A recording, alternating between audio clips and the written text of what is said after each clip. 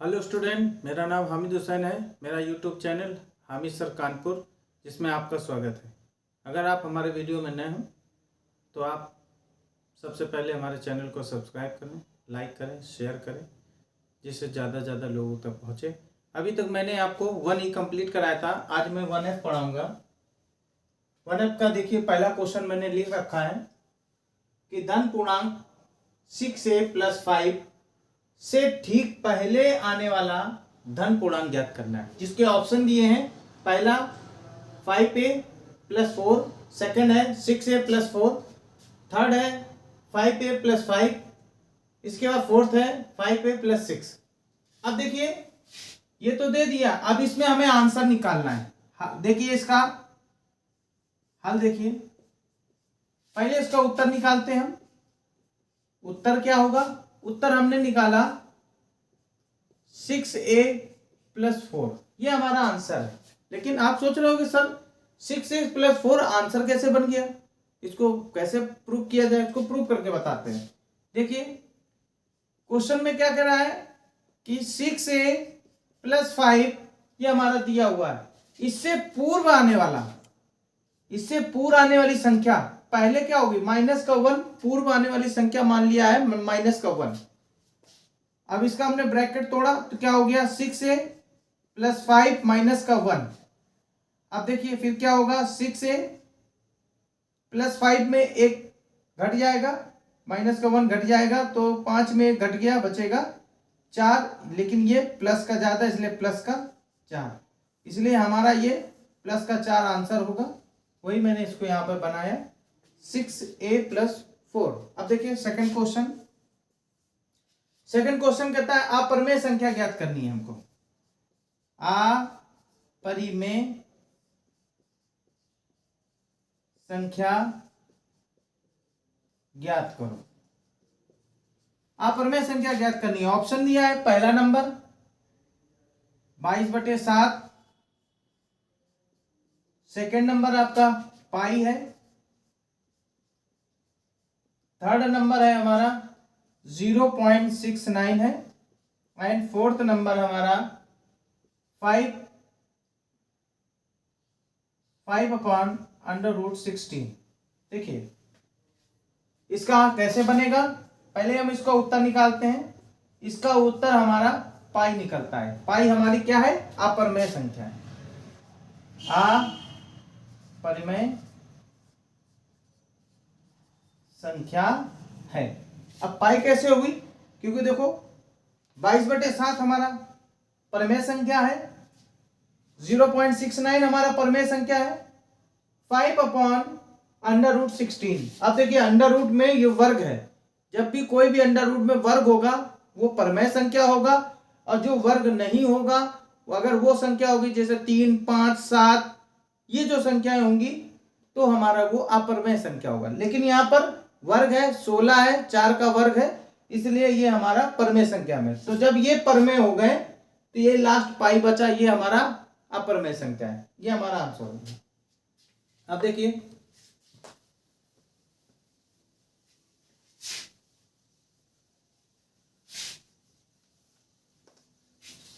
Question number third, देखिए तीसरा कहता है संख्या, कोई संख्या दी हुई है,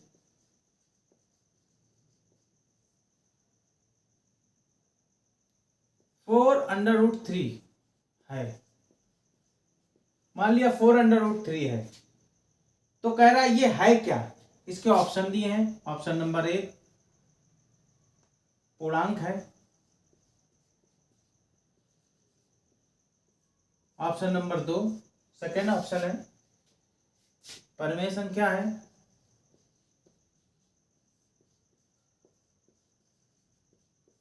ऑप्शन नंबर 3 अपरिमेय संख्या है,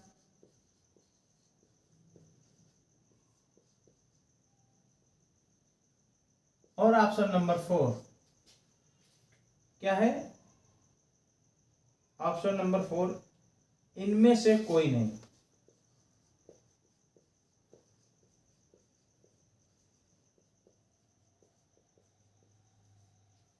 देखिए इसमें एक आंसर है। देखिए हमारा हल, पहले हम उत्तर निकालते हैं। आप दिमाग लगाइए, संख्या क्या है, 4√3 है, क्या है, पूर्णांक है, परमेय संख्या है, अपरमेय संख्या है, ये इनमें से कोई नहीं है।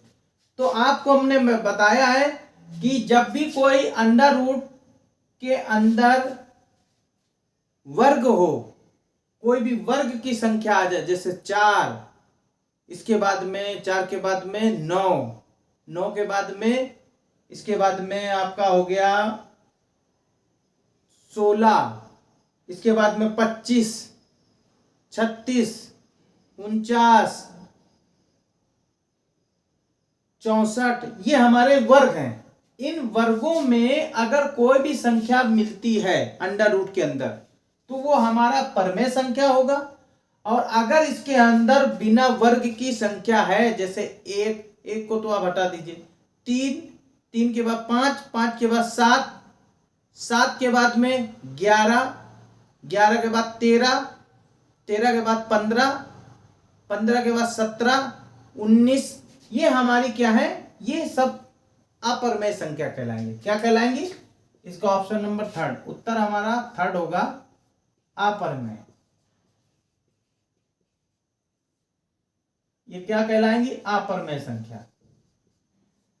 4√3, ये आप ऐसे लिख लीजिए या लिख लीजिए 4√3 अपरमेय संख्या।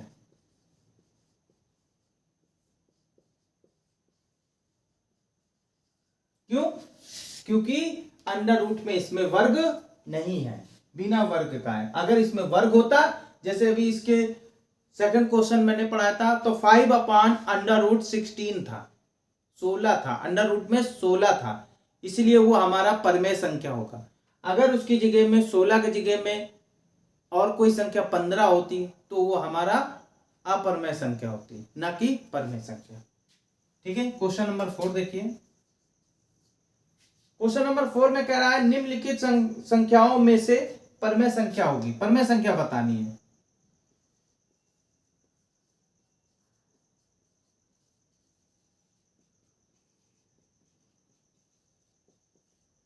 लंबा ना लिख के डायरेक्टली ये लिख दे रहे, परमेय संख्या बताओ। ऑप्शन नंबर 1 दिया हुआ है √5, सेकेंड है √1, थर्ड है आपका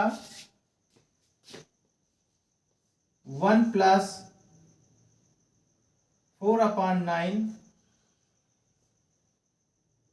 और फोर्थ हमारा है ऑप्शन 2.5। इसमें कह रहा है कि आपको परमेय संख्या ज्ञात करनी है। इसमें देखिए परमेय संख्या हमको निकालनी है। आप गौर से देखिए, इसका पहला ऑप्शन है √5, √1, 1 + 4/9 अंडर रूट पे और अंडर रूट में 2.5। अब आप सोच रहे होंगे इसमें परमेय संख्या कौन कौन सी होगी, तो इसका मैं आंसर बता दे रहा हूं। इसका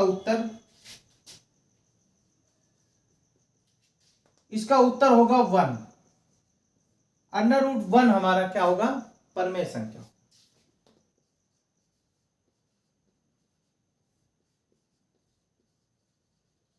अब सोच रहे हो 1 को ही सर ने क्यों चूज किया, क्योंकि 1 का वर्ग 1 × 1 1 ही होता है। 1 को जितने बार भी 1 बनाओ, 1 को घन में भी ले जाओगे तो 1 ही रहेगा।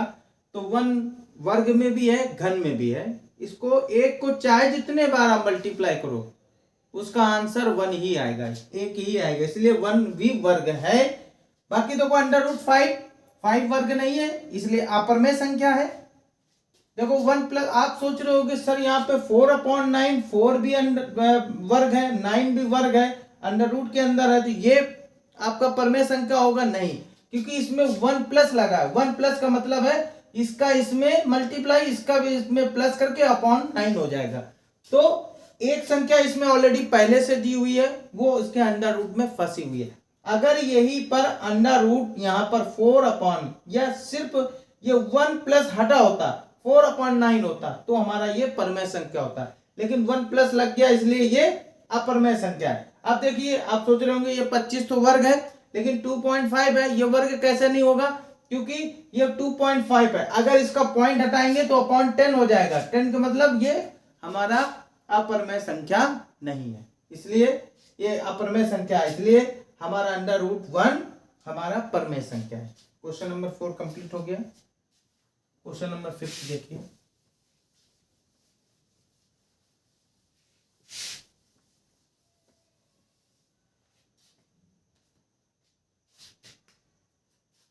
क्वेश्चन नंबर 5 में देखिए लिखा है निम्नलिखित में परमेय संख्या बतानी है।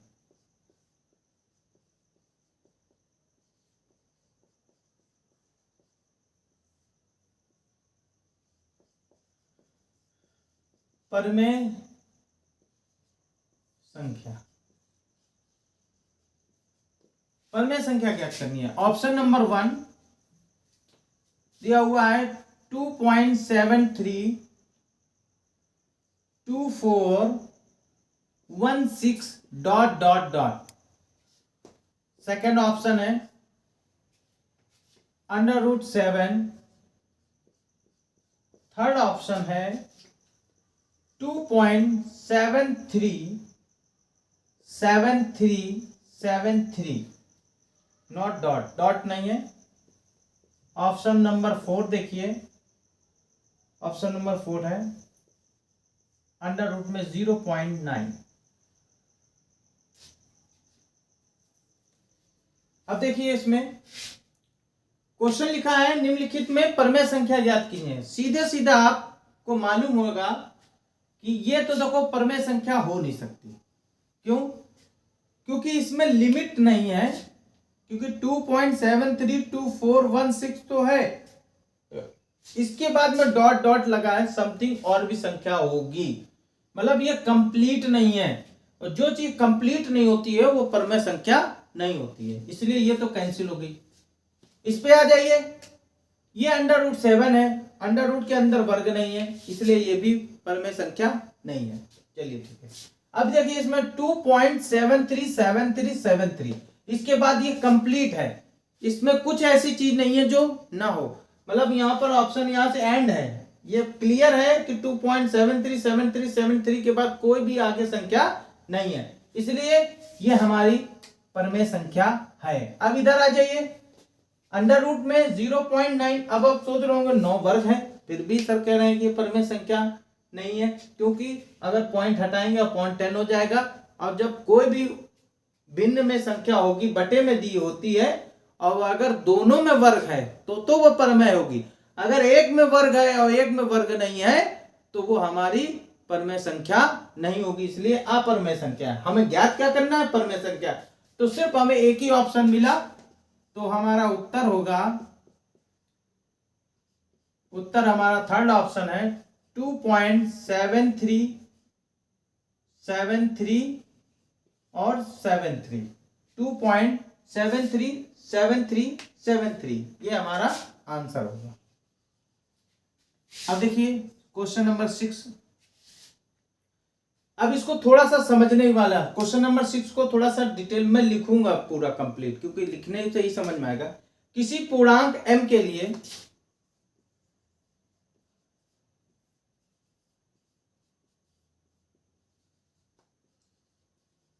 लिए कहता प्रत्येक समपूर्णांक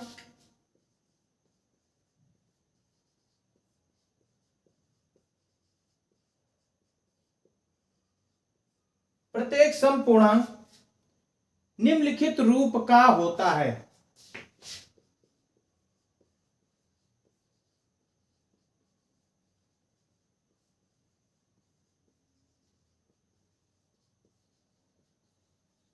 निम्नलिखित रूप में होता है, जैसे इसमें ऑप्शन दे दिया है, पहला ऑप्शन m, और कुछ है नहीं, पहला ऑप्शन m, सेकंड ऑप्शन इसमें दे दिया है m+1, थर्ड ऑप्शन दे दिया हमारा 2m, एंड फोर्थ ऑप्शन दिया हमारा 2m+2। प्लस 1। देखिए कहता है किसी पूर्णांक m मान लिया पूर्णांक है के रूप में प्रत्येक सम पूर्णांक क्या होगा। तो अब इसका देखिए उत्तर देखिए। अब कह रहा है m पूर्णांक है और प्रत्येक सम पूर्णांक बताना है, इसलिए m तो कैंसिल है क्योंकि इसके बाद सम पूर्णांक बताना है, तो m सम नहीं है इसलिए ये m तो कैंसिल हो गया, इसमें तो हो ही नहीं सकता। अब देखिए इसमें m प्लस 1 आ गया है, ये भी 1 आ गया इसलिए ये सम पूर्णांक नहीं है, ये प्लस 1 में आ गया है, जब कोई संख्या नहीं है तो कैसे आ जाएगा। इसको ये देखिए सम पूर्णांक 2 है इसलिए ये हो सकता है। इसके बाद में ये 2m प्लस 1 ये नहीं होगा। अब लेकिन आप सोच रहे होंगे ये होगा, ये 3 ऑप्शन नहीं होंगे, कैसे नहीं होंगे, इसको प्रूव करके बताना पड़ेगा। चलिए इसको प्रूव करके बताते हैं। यहां पर पहले हमको क्या करना पड़ेगा, पहले ये बताना पड़ेगा पूर्णांक क्या है। देखिए यहाँ पे उत्तर में हमने ये लिखा, उत्तर पे लिख लो आप 2m, लेकिन इसका हल करके बताना पड़ेगा। m क्या है, एक पूर्णांक है, तो जब कोई पूर्णांक होता है, पूर्णांक का मतलब होता है 1 2 3 4 5 6 7 8 एंड 9 एंड 10, ये पूर्णांक है, हमारा गिनती है 1 2 3 4 5 6 7 8 9 10, तो m बराबर ये होगा। अब इसी में हमको क्या निकालना है, किसी भी सम पूर्णांक का सम सबसे छोटी संख्या क्या होती है, 2। सम सबसे छोटी कौन सी संख्या होती है, 2। सम सबसे छोटी संख्या है 2, इसलिए इसमें क्या होगा, m इंटू 2 बराबर क्या होगा, 2m, इसलिए हमारा आंसर 2m है, क्योंकि सम सबसे छोटी संख्या 2 होती है, इसलिए 2m हमारा क्या होगा, संपूर्ण। इसके बाद देखिए ये हमारे 6 क्वेश्चन हो गए, 7 क्वेश्चन देखिए ये कंप्लीट हो गया।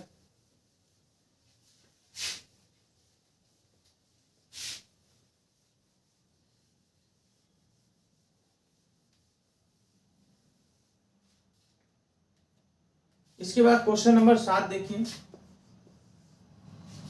7 में लिखा है किसी पूर्णांक q के लिए प्रत्येक विषम पूर्णांक निम्नलिखित में से कौन है।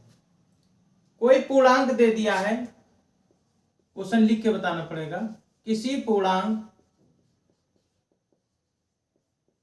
q के लिए कहता है प्रत्येक विषम पूर्णांक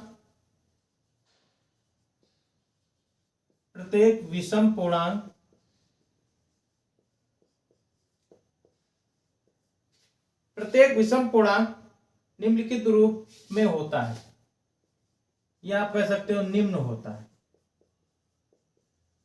क्या होगा निम्न में,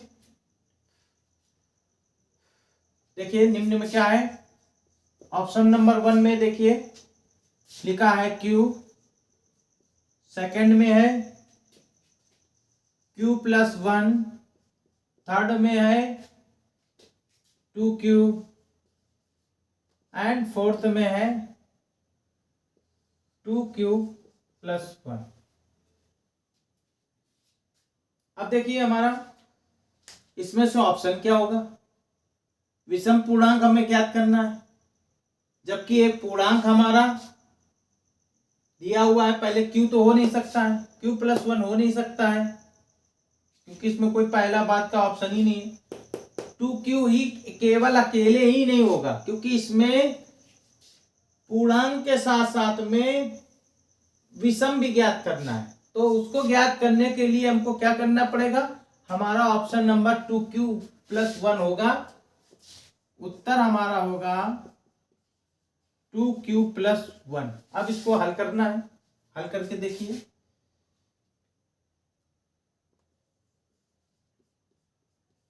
अब देखिए क्वेश्चन हमको हल के कैसे करेंगे, पहले क्यू पूर्णांक है, क्यू क्या है, पूर्णांक है, लेकिन पूर्णांक के साथ साथ में हमको ये भी ध्यान रखना है कि हमको किसके साथ क्या ऐड करना है। पूर्णांक में 1 2 3 4 5 6 7 8 समथिंग, ठीक। उसके बाद में वो विषम भी है, तो सम और विषम दोनों चीज के इंक्लूडिंग है, इसलिए क्या होगा 2q + 1। 1 एज ए विषम ही इंप्रूव है। वैसे तो एक सम भी है और एक विषम भी है, लेकिन एक का महत्व ज्यादातर विषम में ही होता है, क्योंकि सम सबसे छोटी संख्या 2 होती है। इसलिए हमारा आंसर क्या होगा, हमारा आंसर 2q + 1 होगा।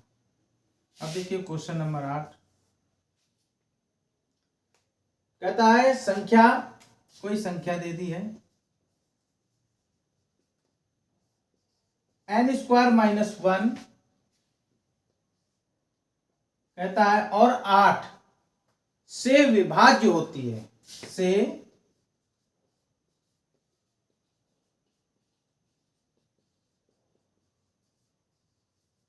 से विभाज्य होती है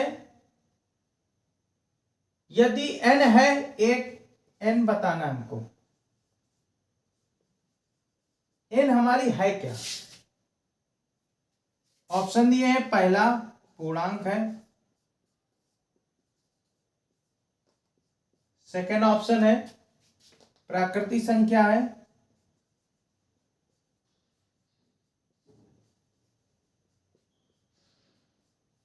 थर्ड हमारा है विषम संख्या है,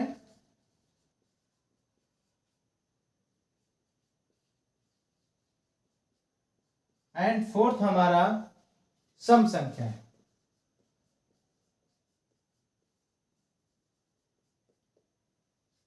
अब देखिए n² - 1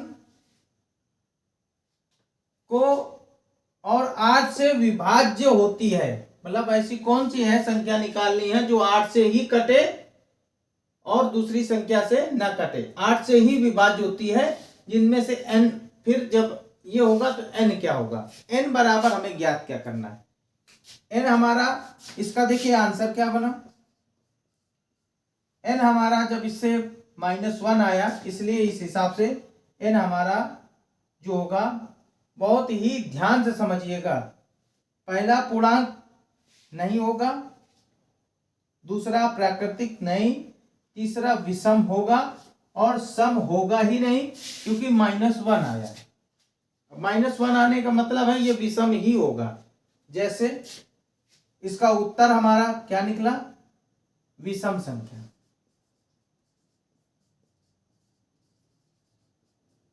लेकिन इसको हल करके हमें बताना पड़ेगा, इसका हल हम ऊपर से बताते हैं।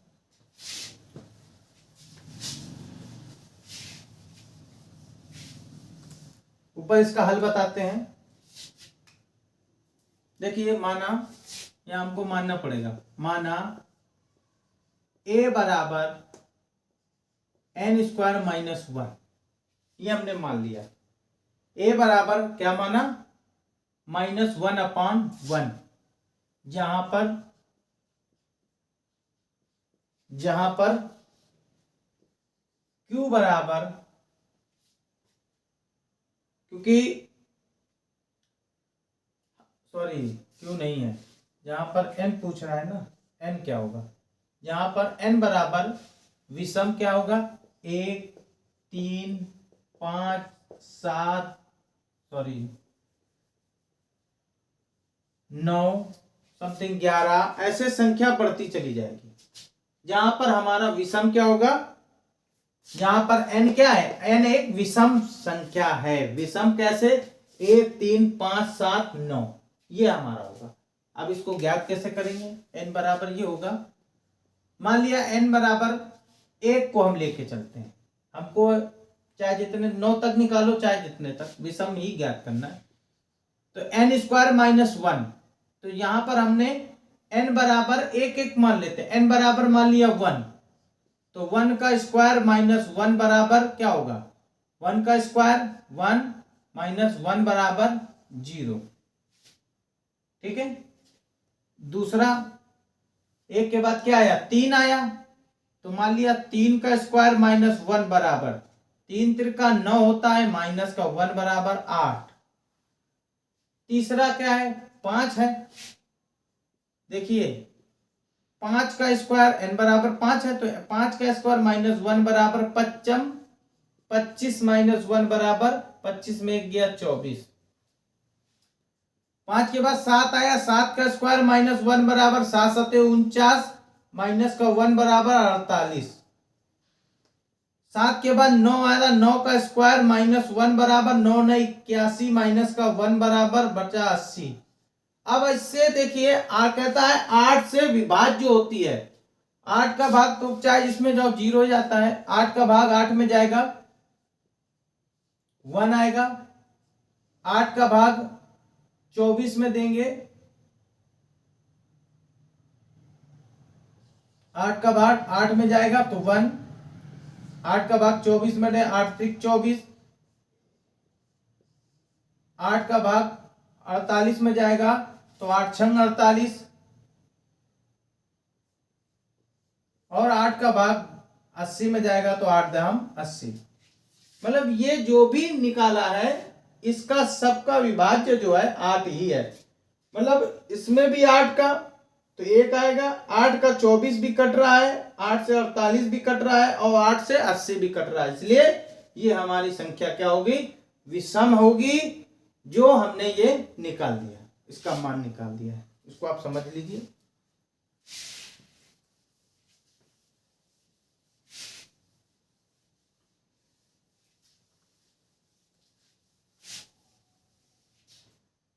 अब देखिए question number 8 complete. Question number 9 देखिए।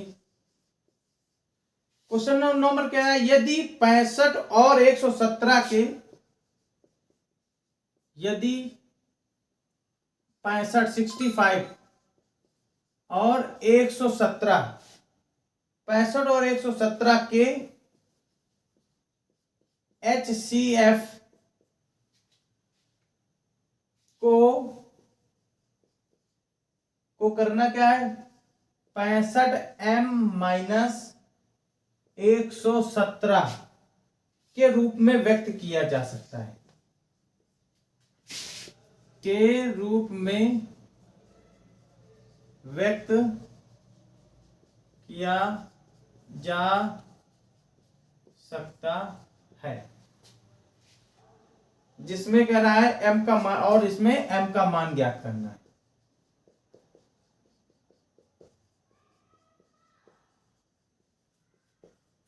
देखिए m का मान निकालना है, बहुत ही आसानी से। इसमें ऑप्शन दे दिया है, ऑप्शन नंबर 1 में दिया है 4, ऑप्शन नंबर 2 में दिया है, सेकंड में दिया है 2, ऑप्शन नंबर 3 में दिया है 1, एंड ऑप्शन नंबर 4 में दिया है 3। अब इसको हमको ज्ञात करना पड़ेगा। देखिए कैसे ज्ञात करते हैं, इनके आधार पर हमको बहुत आराम से, तो पहले हमको दी हुई संख्या का HCF निकालना है। अब देखिए हल में आ जाइए, HCF निकाल लो। HCF क्या होता है, जो पहले ही वाला फार्मूला है 117, जो संख्या दी वो पहले लिख लो, 65 और दूसरी 117, तो ये क्या लिखेंगे, 65 इज द लेस देन 117। ठीक, अब देखिए क्या हो जाएगा, 117 बराबर 65, 65 का भाग 17 117 में देंगे, तो देखो 65 भाजे 117 एक बार जाएगा, 65 एक कम 65, 2 में ज्यादा हो जाएगा, घटाएंगे 2, 5, 52 बचा, तो कितने बार भाग गया, एक बार भाग गया। शेष फल कितना बचा, 52, यहां पर शेष फल लिख देते हैं। इसका एक इंस्ट्रक्शन है, लिखा होता है, चूंकि शेष फल शून्य नहीं है, अतः पुनः लिखेंगे। जब तक शून्य ना आ जाए शेष फल लिखते रहेंगे। अब ये अभी तक हमने 65 से भाग दिया, अब ये इसमें आ जाएगा। अब हम जो शेषफल होता है उससे भाग देते हैं। अब देखिए 52 भाजे 65 एक बार जाएगा, 52 एकम 52 घटा दो 3 1 13, एक बार गया शेषफल निकला 13। सेम वही इंस्ट्रक्शन लिखेंगे, क्योंकि शेषफल शून्य है नहीं है, अतः पुनः लिखेंगे।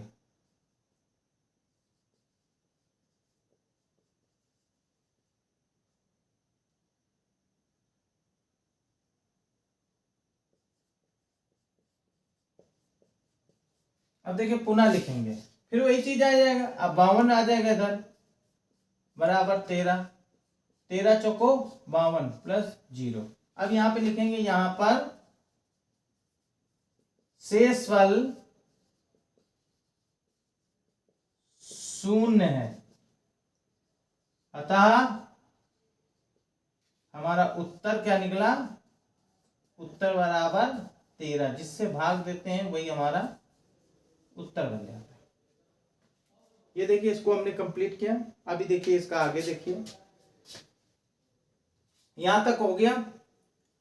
अब एक क्वेश्चन दिया है कि यदि 65m माइनस 117 के रूप में व्यक्त किया जा सकता है तो m का मान ज्ञात करना है। अब देखो m का मान कैसे निकालते हैं, ये हो गया, इसके ऊपर निकालते, इसको साफ कर देते हैं।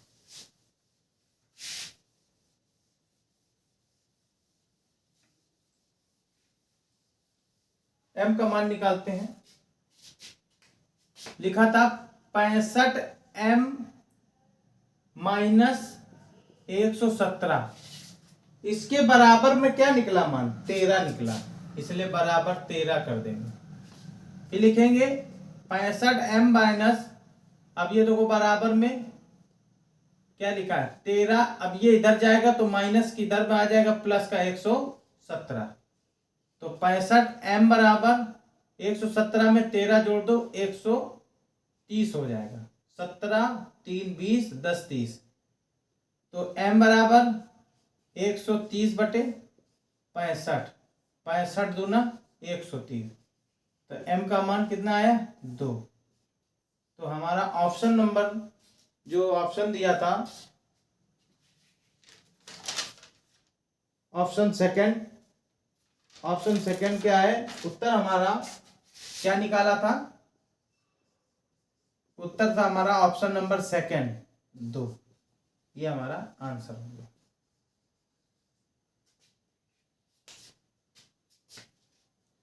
इसको समझ लें अच्छे से, और फिर भी अगर कोई दिक्कत होती हो तो आप कमेंट बॉक्स में लिखिए, जिससे कि हम उसको अच्छे से और समझा देंगे।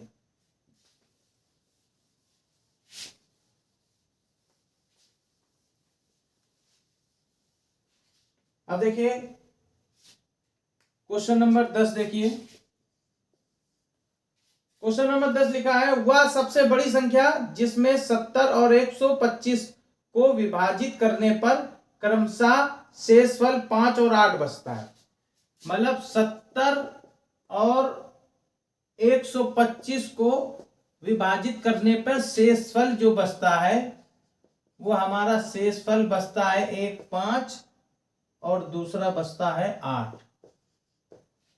देखिए कोई संख्या दी है 70 और 125, जिसको विभाजित करने पर हमारा शेषफल क्या बचता है, 5 और 8 बचता है, तो दोनों का बचता है। तो इसको जब कोई दो चीज होती है तो उसको शेषफल में क्या करते हैं, संख्या पे शेषफल घटाने पर,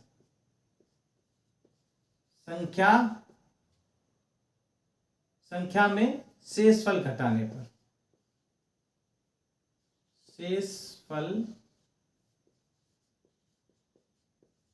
घटाने पर, इसको ऑप्शन नहीं दिया, ऑप्शन है, पहले इसको ऑप्शन देख लो, नहीं तो फिर बाद में हल निकालेंगे।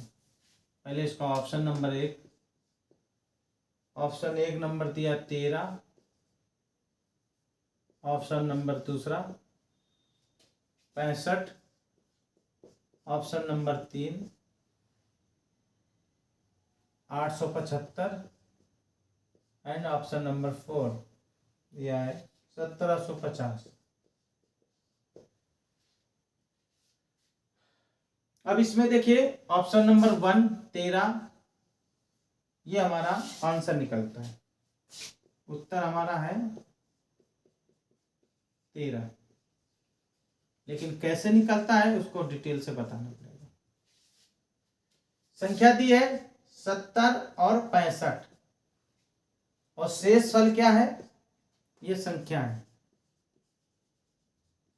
संख्या ये है और शेषफल क्या है क्रमशः 5 और 8। तो पहले 70 का 5 है और 65 का 8 है।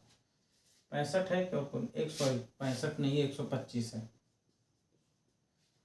तो दी हुई संख्या का शेषफल में घटाने पर दी गई, यहां पे सीधा लिखो, संख्या में शेषफल घटाने पर, संख्या पहले शुरुआत में लिखो, पहली 70 है, दूसरी 125 है। पहले वाले का क्रमशः क्या है 5, 65 बचा, दूसरी वाली का 8 है, 8 घटाओगे कितना बचेगा, 5 में 8 गए, 8 पन 13,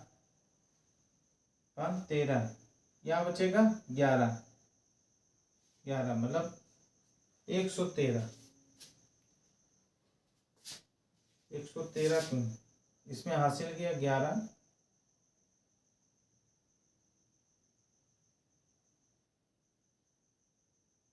पंद्रह में 8 गए, सॉरी 15 में 8 गए जाना चाहिए। इसमें अलग अलग देखिए 15 में 8 गए तो 8 7 15 7 और ये 11, 117 बचे। देखिए 117 बचे, तो एक संख्या ये निकली 65, दूसरी संख्या निकली 70। जो 70 और 125 थी, शेषफल दिया होगा तो उसमें घटा के वो संख्या निकालेंगे। तो हमारी संख्या बनी 65 और दूसरी 117, जो बनी क्या 65 इज लेस देन 117 के। अब देखिए इसको कंप्लीट सवाल करते हैं।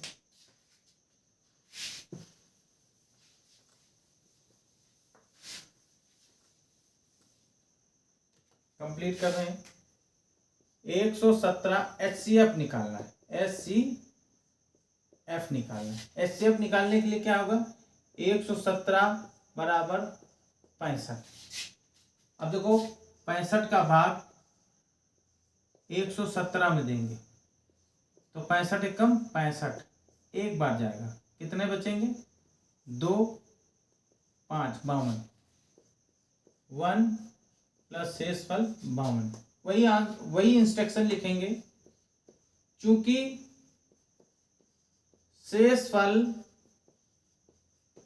शून्य नहीं है, पुनः करेंगे या पुनः लिखेंगे। अब 65 आ जाएगा इधर, हमारा भाग देने वाली संख्या 52 हो जाएगी, 52 भाजक 65 हो जाएगा। 65 एक कम 65, सॉरी 52 एक कम 52, 3 बचा 1 13, एक बार गया, शेषफल 13। सेम इंस्ट्रक्शन लिखेंगे, चूंकि शेषफल शून्य नहीं है, पुनः करेंगे। अब देखो 52 इधर आ जाएगा, 13 से भाग होगा तो 13 चौको 52, 4 बार गया, प्लस शेषफल क्या हो गया शून्य। इसलिए क्या लिखेंगे यहाँ पर शेषफल शून्य है, शेषफल क्या है शून्य है, अतः उत्तर बराबर 13 होगा। जिससे भाग दिया जाता है वही हमारा उत्तर बनता है। तो उत्तर हमारा कितना निकला 13। तो हमारा ये 13 पहला ऑप्शन सही है, कंप्लीट हो गया।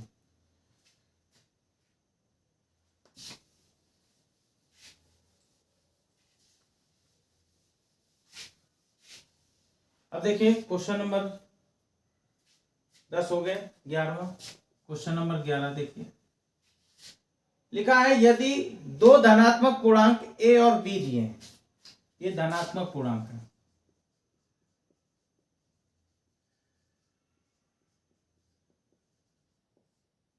ए और बी है,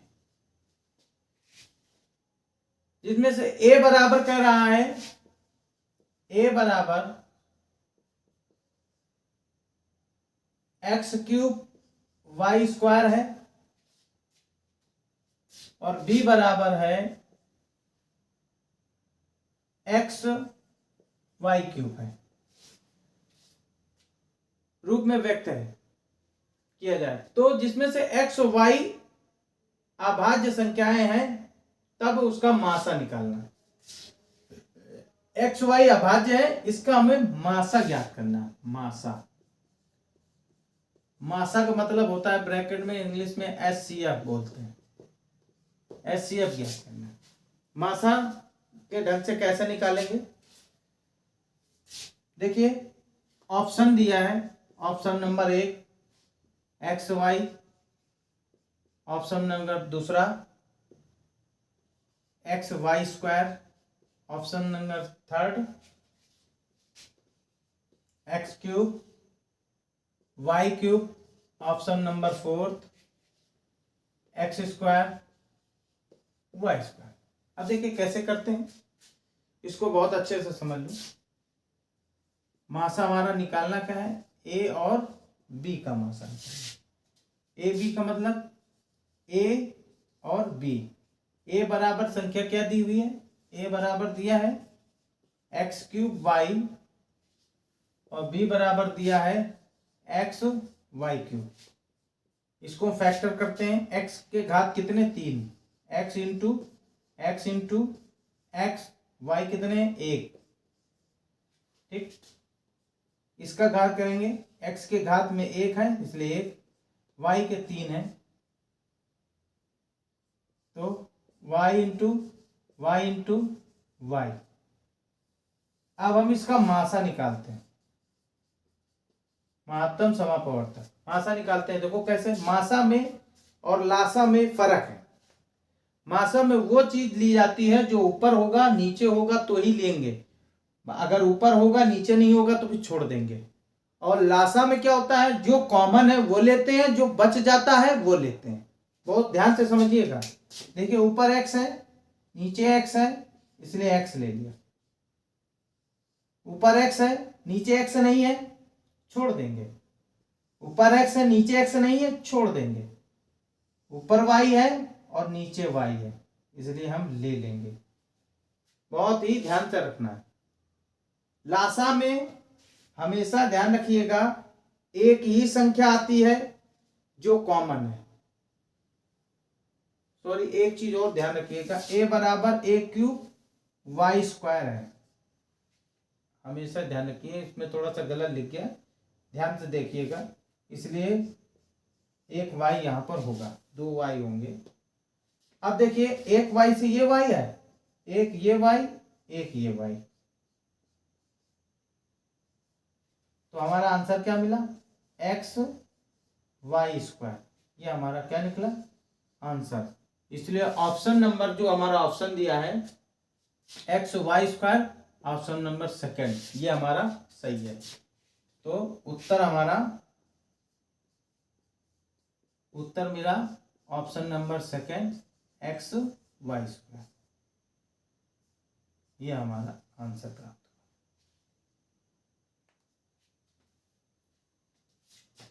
देखिए 11 कंप्लीट हो गए।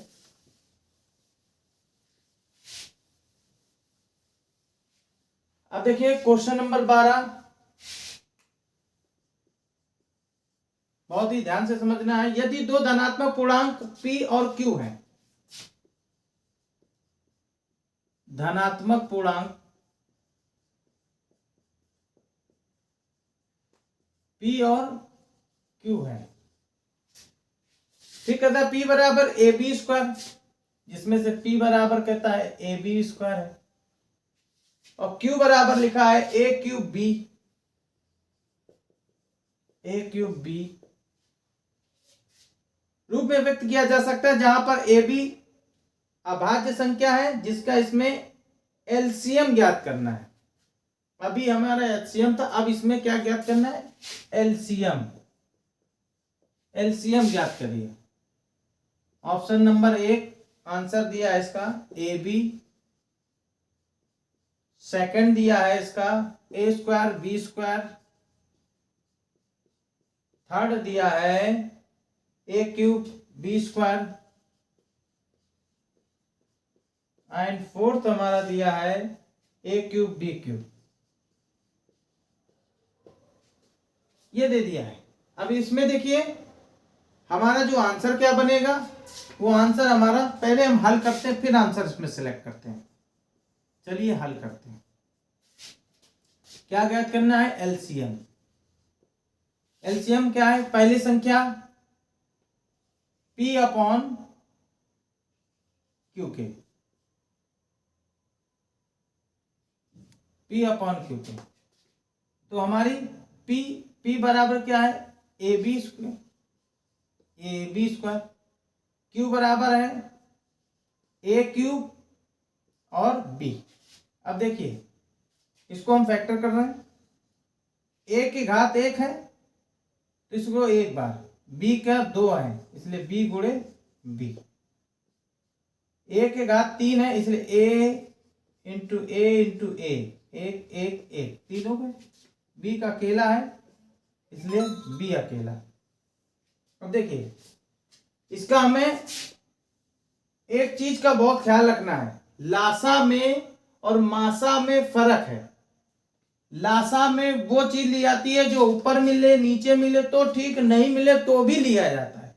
और मासा में क्या, जो ऊपर मिले नीचे मिले तो लेंगे और नहीं मिल रही तो छोड़ देंगे। इसमें देखिए ए ऊपर मिल रहा है नीचे भी ए मिल रहा है इसलिए ए ले लेंगे, ए ऊपर नहीं है नीचे है ले लेंगे, ऊपर ए नहीं है नीचे है ले लेंगे, बी ऊपर है नीचे बी है ले लेंगे, एक बी ऊपर है नीचे नहीं है फिर भी ले लेंगे। अब इसको मल्टीप्लाई करो, 1 2 3, ए क्यूब और 1 2, क्या हो जाएगा? B square. अब देखो A cube B square, A cube B square, question number 3, मतलब इसका ऑप्शन नंबर 3 ये हमारा सही है। तो उत्तर हमें क्या मिला? A cube B square, option number 3 ये सही है।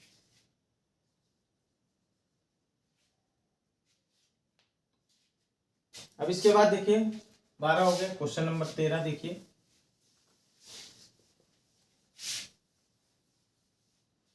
क्वेश्चन नंबर 13 देखिए, लिखा है एक शून्योत्तर परमेय संख्या तथा एक अपरमेय संख्या का गुणनफल होता है। मतलब इसको थोड़ा सा समझना पड़ेगा, ट्रिकली है, थोड़ा सा अलग है। एक शून्योत्तर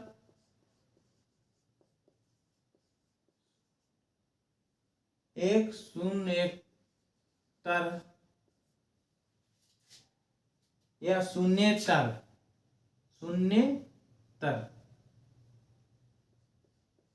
एक शून्येतर परमेय संख्या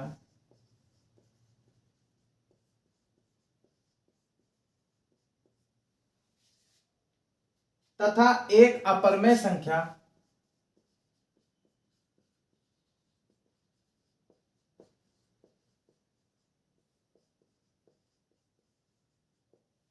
अपरमेय संख्या का गुणनफल होता है।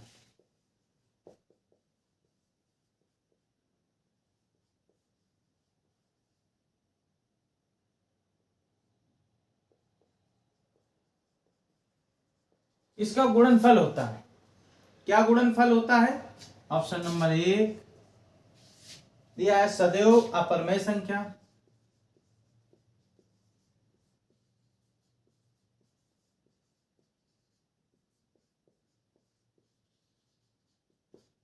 सेकंड ऑप्शन है सदैव परमेय संख्या,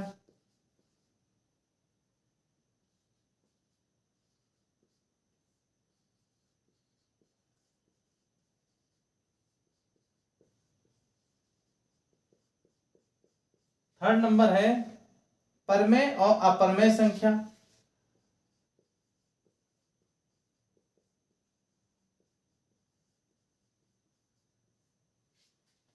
एंड फोर्थ है एक। और इसका चौथा ऑप्शन है एक। अब हमको इसमें बताना है, क्वेश्चन में ही आंसर है, एक शून्येतर परमेय संख्या तथा अपरमेय संख्या का गुणनफल, जो गुणा करने में जो फल निकलता है वो हमारा क्या होता है। तो इसका आंसर हम उसको आपको बताएंगे। इसका आंसर सदैव जो होगा अपरमेय संख्या होगी। क्यों? क्योंकि उसका जब हम परमेय संख्या का और जब हम अपरमेय संख्या का मल्टीप्लाई होता है तो उसका गुणनफल जो हमारा सदैव अपरमेय संख्या होता है। तो इसका आंसर हमारा उत्तर नंबर सेकंड ऑप्शन सदैव अपरमेय संख्या।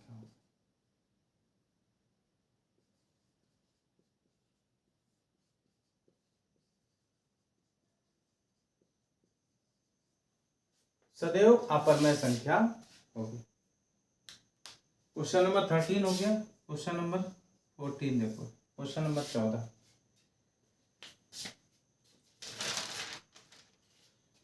बहुत ध्यान से समझिए, क्वेश्चन नंबर बहुत ही मजबूत और बहुत ही ज्यादा महत्वपूर्ण है। ज्यादातर पूछा जाता है, लोग कंफ्यूज हो जाते हैं। वह छोटी से छोटी संख्या जो 1 और 10 की सभी संख्याओं से विभाज्य हो। विभाज्य है, क्वेश्चन लिख रहा हूं। वह छोटी से छोटी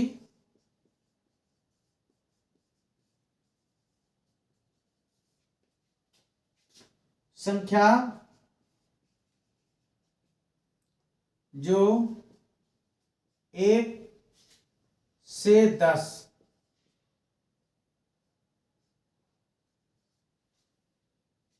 तक की सभी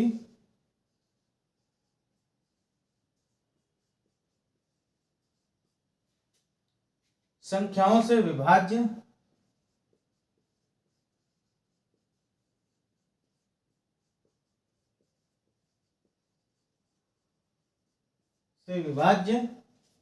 है। अब देखिए ऑप्शन दे दिया है। Option number 1 10, option number second का है 100, ऑप्शन नंबर थर्ड दिया है 504 एंड आंसर नंबर फोर्थ दिया है 2520। बहुत ही आराम से समझिएगा। इसको हम ऊपर वाली काट के फिर लिखते हैं।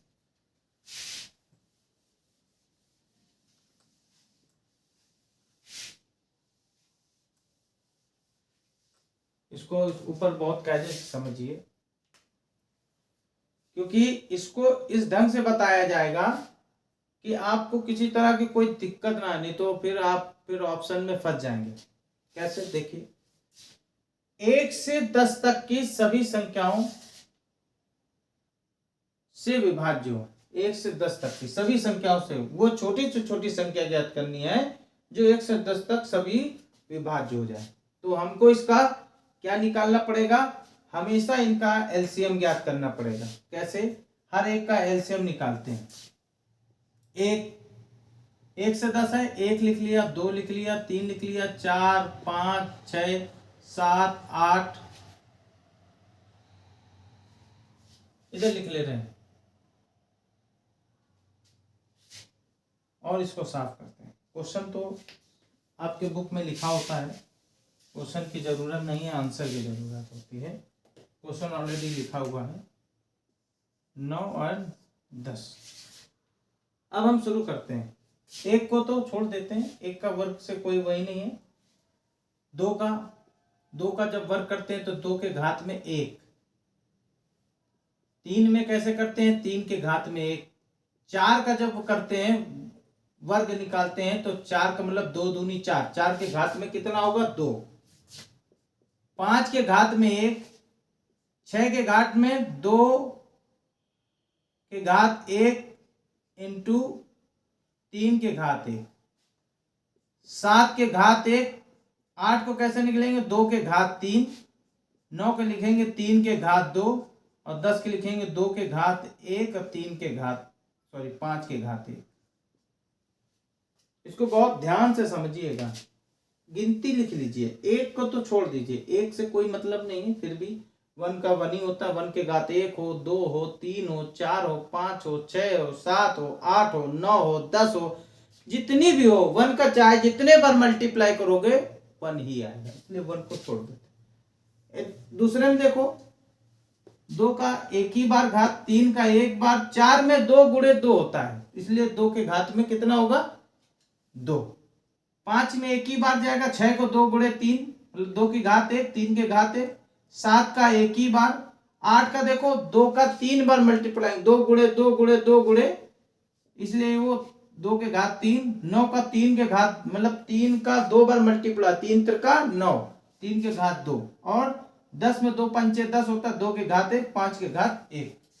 अब इसमें हमको किस रूप में लिखना है, इसको सर्वप्रथम हमको जो भी संख्या दी होती है उसको अवरोही क्रम में लिखना रहता है। हमेशा एक चीज ध्यान रखना, संख्या का अवरोही क्रम लिखते हैं।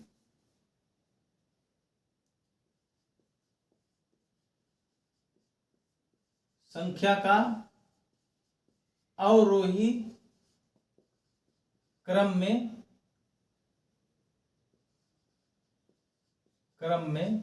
लिखते हैं, अवरोही क्रम में। शुरुआत 2 से करते हैं क्योंकि शुरुआत की 2 है। 2 का सबसे बड़ी संख्या देखो क्या है, 2 के घात में सबसे ज्यादा क्या है, या 1 है नहीं लेंगे, 2 है नहीं लेंगे, 2 1 है नहीं लेंगे, और यहाँ पे 2 के घात 3 है। सबसे बड़ी संख्या 3 है, 2 की सबसे बड़ी संख्या 3 है, इसलिए ये लेंगे 2 के घात 3।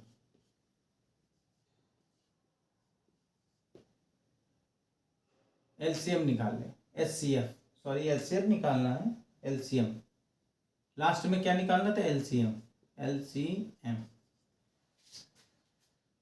तो एलसीएम निकालने के लिए सबसे पहले क्या करेंगे, जो अंक दिए हैं, जैसे 2 है तो 2 के घात में सबसे ज्यादा कौन सी संख्या है, तो 2 के घात में सबसे बड़ी संख्या 2 के घात में 3 है, इसलिए ये ले लेंगे, सबसे बड़ी लेंगे, बड़ी से शुरू करेंगे। इसके बाद में 3 लेते हैं, 3 के घात में 1 है, 3 के घात में 1, 3 के घात में ये देखो 2 है, सबसे बड़ी 3 की ये संख्या है। इसके बाद देखो 3 के बाद बचा कौन, 1 2 3 5 बचा, 5 सबसे बड़ी संख्या, एक ही 1 है, इसलिए 5 का 1। 5 के बाद क्या संख्या बची, 7 बची, 5 के बाद 7 बच रही, 7 भी सिंगल पे ही है, 7 भी सिंगल पे है। अब हम क्या करेंगे, जितनी भी संख्या दी होंगी इनका मल्टीप्लाई करेंगे, इनको मल्टीप्लाई करेंगे। 2 के 3 का मतलब हो गया 2 गुणे 2 गुणे 2, इसका हो गया 3 गुणे 3, इसका हो गया 5, इसका गुणे 7। तो क्या होगा, 2 दूनी 4 दूनी 8, 8 3 24, यहां तक का संख्या क्या आई, 24 आ गई, 8 3 का 24। अब देखिए 24 तिरका 24 में 3 गुणे 5 गुणे 7। अब देखो 24 का 3 में, तो 3 चौको 12 और 3 दूनी 6 1 7, 24 तिरका 72। वैसे हम डायरेक्ट भी लिख सकते हैं, लेकिन हम फुटकर सही लिख रहे हैं जिसमें आपको दिक्कत ना हो। अब हम 5 का इसमें मल्टीप्लाई करेंगे, 5 दूनी 10 हासिल 1, 5 7 35 1 36,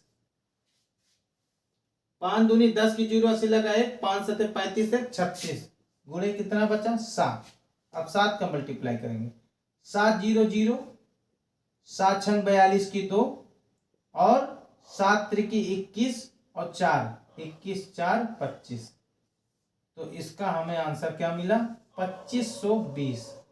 ऑप्शन नंबर इसमें देखिएगा, ऑप्शन नंबर 4, तो उत्तर क्या निकला उत्तर हमारा है ऑप्शन नंबर 4 हमारा 2520 आंसर होगा। इसको बहुत ध्यान से समझिएगा क्योंकि बहुत ही सरलतम ये बताया है, बहुत ही गुणा भाग करके टेक्निक के द्वारा ये निकाला है, नहीं तो आप इसमें दिक्कत में आ जाए। इसीलिए इसको हमने क्लियर करके ऑप्शन बना दिया जिससे कि आपको दिक्कत ना हो, इसलिए सबको इसमें बना दिया। ये हो गया आपका क्वेश्चन नंबर 14 हो गए। अब लास्ट बचा आपका 15 क्वेश्चन है। इसमें लास्ट क्वेश्चन है हमारा 15 नंबर। कह रहा है परमेय संख्या, कोई परमेय संख्या है 14,587 बटे 1250 का दशमलव प्रसार, इसका क्या करना है, दशमलव प्रसार करना है।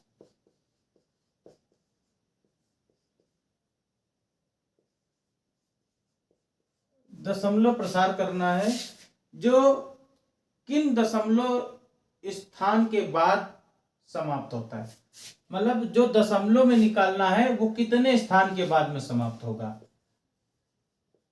कितने स्थान के बाद समाप्त होगा।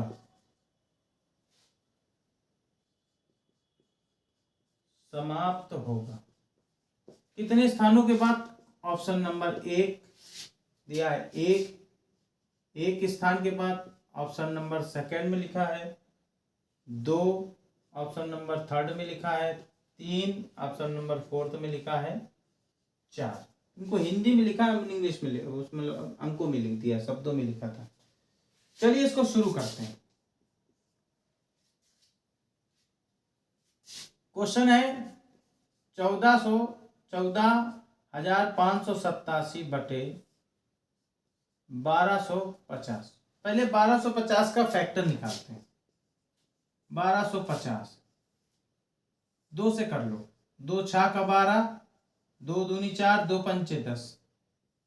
अब 2 से नहीं जाएगा, 5 से जाएगा, 5 एकम 5, 5 दूनी 10, 5 25, फिर 5 दूनी 10, 5 25, फिर 5 25, 5 एकम 5, 2 1 है, इसको लिखा 14,587 बटे 2 की घात 1, 5 की घात कितनी, 1 2 3 4,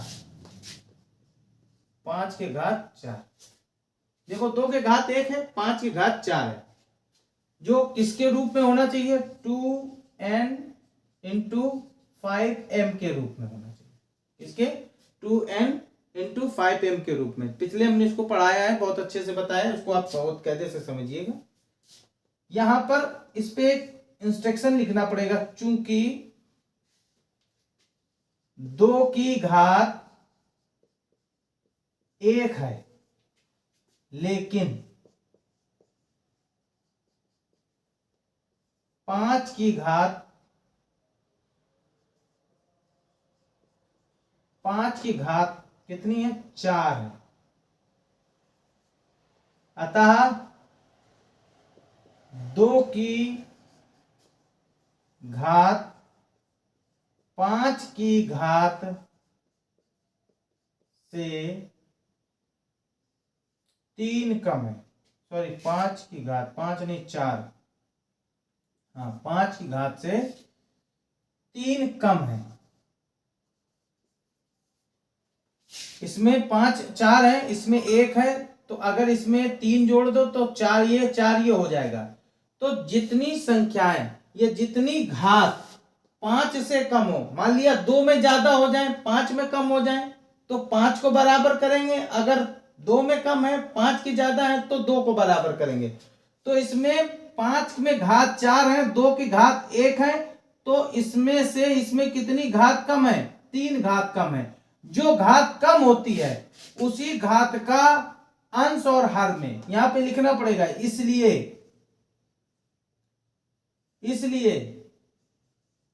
अंश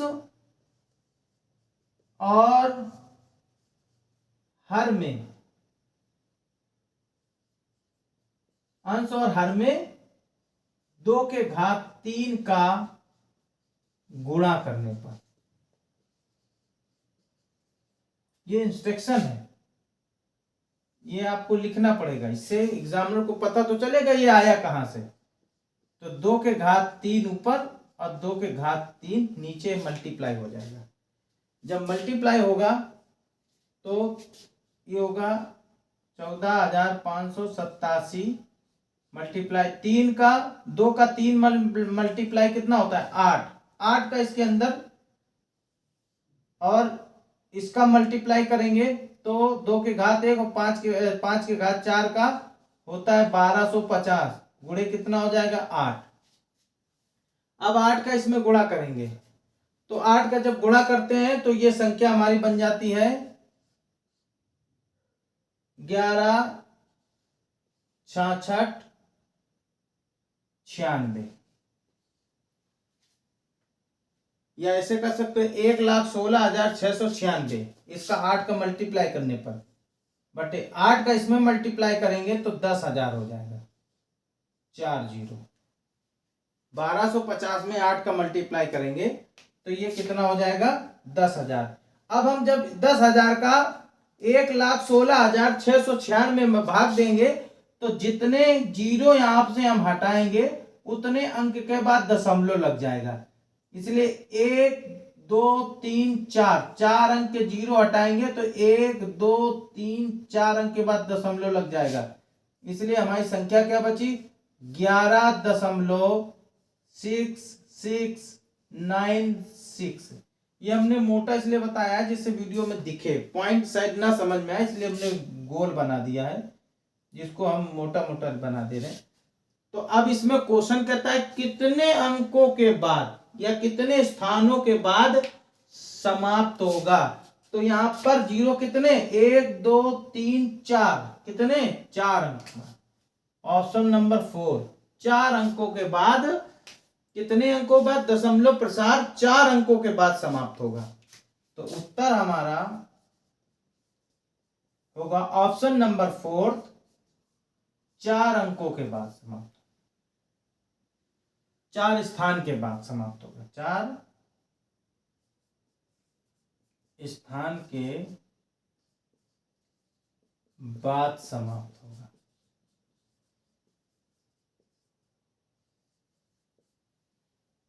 ये हमारे 15 क्वेश्चन 1F पूरा कंप्लीट हो गया है। इसमें किसी तरह की कोई दिक्कत परेशानी हो तो आप कमेंट बॉक्स में ज़रूर लिखें, जिससे कि हम आपकी इस परेशानी को एक नए वीडियो के साथ में कंप्लीट करें, जिससे कि आप वो देख कर परेशानी को पूरी तरह से कंप्लीटली ख़त्म कर सकें।